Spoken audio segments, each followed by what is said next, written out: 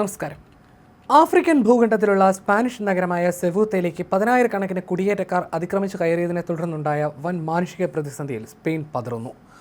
അതിർത്തി കടന്നെത്തിയതിൽ ഭൂരിഭാഗം പേരും സ്വന്തം രാജ്യമായ മൊറോക്കോയിലേക്ക് തിരികെ പോകാൻ തുടങ്ങിയതോടെ മൊറോക്കോയിലുള്ളവർ ദയവ് ചെയ്ത് ഇങ്ങോട്ട് വരരുത്, ഇവിടെ ആളുകൾ മരിച്ചു വീഴുകയാണെന്ന മുന്നറിയിപ്പുമായി കുടിയേറ്റക്കാർ തന്നെ രംഗത്തെത്തി. സെവൂത്തയിലെ ആകെ ജനസംഖ്യയുടെ 70% വരുന്ന 60,000-ഓളം കുടിയേറ്റക്കാരാണ് കഴിഞ്ഞ ദിവസങ്ങളിൽ ഇരച്ചു കയറിയതെന്ന് സെവൂത്ത പ്രസിഡന്റ് യുവാൻ ജീസസ് വിവ്സ് വ്യക്തമാക്കി.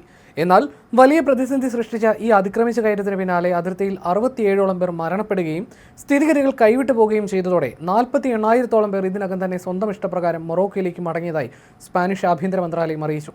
മൊറോക്കോ അതിർത്തിയിലെ കടലിലൂടെ കിലോമീറ്ററുകളോളം നീന്തിയും സ്പാനിഷ് കോസ്റ്റ് ഗാർഡിന്റെ വാട്ടർ പീരങ്കികളും കണ്ണീർവാതകവും വകവെക്കാതെയുമാണ് ആയിരങ്ങൾ അതിർത്തി ലംഘിച്ചത്.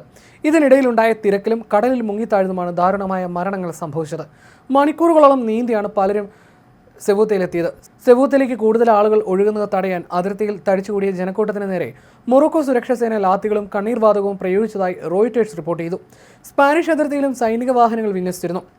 അതേസമയം മൊറോക്കോയിലെ ഒരു കുന്നിൻ മുകളിൽ ഒത്തുകൂടിയ കുടിയേറ്റക്കാർ അതിർത്തി കടക്കാൻ കഴിയാതെ നോക്കി നിൽക്കുന്ന ദൃശ്യങ്ങളും ഇതിനിടയിൽ പുറത്തു വന്നു.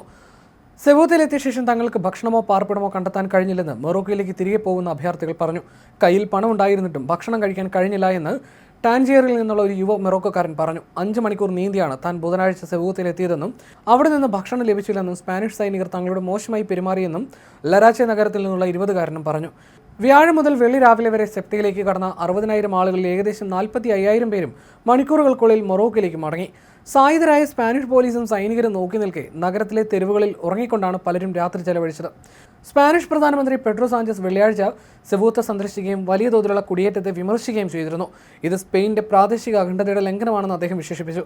തങ്ങളുടെ പരമാധികാരത്തിന്മേലുള്ള കടന്നുകയറ്റമാണിതെന്ന് പ്രഖ്യാപിച്ച സ്പാനിഷ് പ്രധാനമന്ത്രി അതിർത്തിയിൽ 500 മീറ്റർ നീളമുള്ള ഭീമൻ ഇൻഫ്ലൈറ്റബിൾ കണ്ടെയ്ൻമെന്റ് ബാരിയറുകൾ അഥവാ താൽക്കാലിക തടസ്സമതിലുകൾ സ്ഥാപിക്കാൻ ഉത്തരവിട്ടു.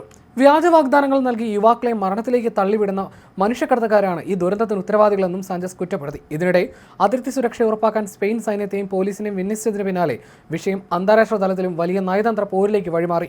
European commission president Ursula von der Leyen സംഭവത്തെ അപലപിച്ചപ്പോൾ അമേരിക്കൻ പ്രസിഡന്റ് ഡൊണാൾഡ് ട്രംപ് ഇത് സ്പെയിനിലേക്കുള്ള കടന്നുകയറ്റമാണെന്ന് വിശേഷിപ്പിച്ചു.